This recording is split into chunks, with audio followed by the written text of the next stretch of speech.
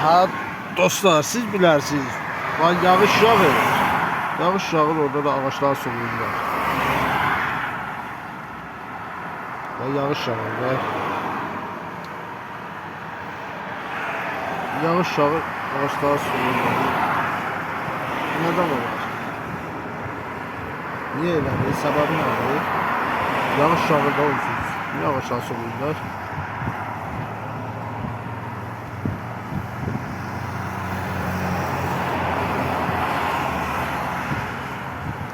Ağaçlar solurlar, yağış yağır, ağaçlar solurlar. Neyse.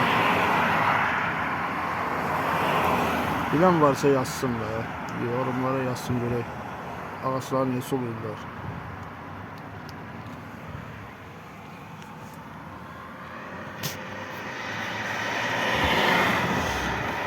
Yağış yağır, ağaçlar solurlar. Səbəb nədir bilinmir.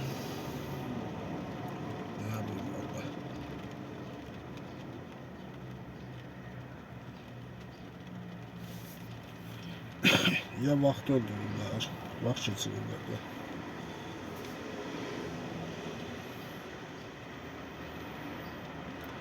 Neden olur? İlceşli o bir tərəfə ağaçlar solurlar.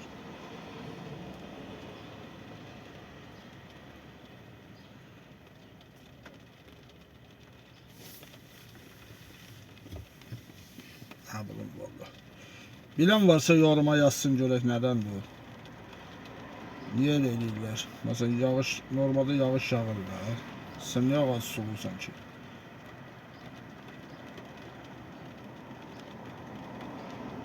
Şimdi yağış yağır.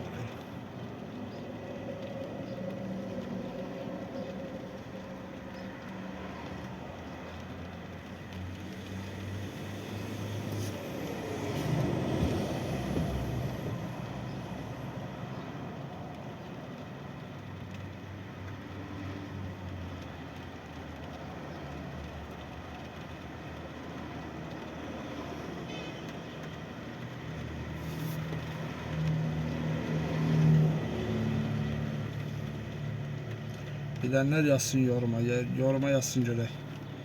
Niye eləyirlər?